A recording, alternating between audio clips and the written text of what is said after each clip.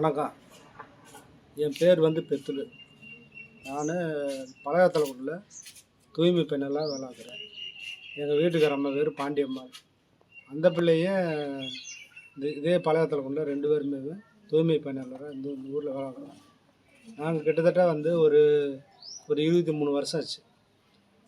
நாங்கள் எங்களுக்கு குடியிருக்க இடம் இல்லாமல் பழைய ஓவர் டேங்கில் எங்களை குடியிருக்க வச்சுருந்தாங்க.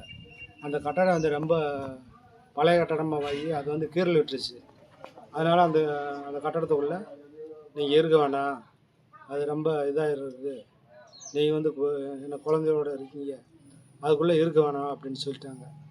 அப்புறம் நான் என்ன செஞ்சேன், அப்புறம் அந்த டேங்க் பக்கத்துலேயே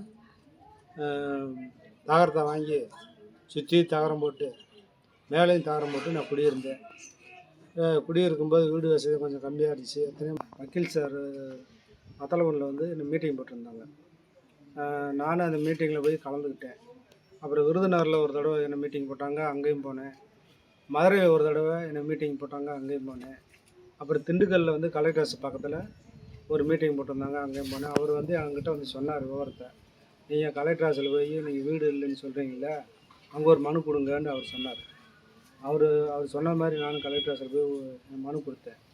அதுக்கு பின்னாடி இங்கே ஸ்டாலின் முகாம்னு ஒன்று வந்துச்சு. அந்த முகாம்லேயும் போய் நீங்கள் மனு கொடுங்கன்னு சாரு எல்லா பேருமே எங்களுக்கு தெளிவாக சொல்லி, நீங்கள் எங்கே போய் கொடுத்தீங்களாக்கும் உங்களுக்கு உடனே வந்துடும்னு சொல்லி அங்கேயும் நாங்கள் ஏற்கனவே கொடுத்துருக்கோம் கலெக்டர் ஆஃபீஸில். இருந்தாலும் நீங்கள் எங்கேயும் கொடுங்கன்னு அவங்க வக்கீல் sir, Muthumohan sir, Vinod sir எல்லோரும் எனக்கு ஒத்துழைப்பு கொடுத்தாங்க. அது பிரகாரம் நான் போய் அந்த முகாமில் நான் போய் கொடுத்தேன். கொடுத்த பின்னாடி இப்போ அங்கேருந்து பழையாத்தலகுண்டு பஞ்சாயத்துலேருந்து சோனல் சார் கூப்பிட்டு, வாங்க நீங்கள் அப்ளிகேஷன் கொடுத்தீங்கள, அதுக்கு உங்களுக்கு வீடு வந்திருக்கு அப்படின்னு சொல்லி இங்கே வந்தாங்க. நாங்கள் அந்த குடியிருந்த அந்த தகர வீட்டில் நின்று எங்கள் வீட்டுக்கார அம்மா என்னையும் ஒரு ஃபோட்டோ பிடிச்சாங்க.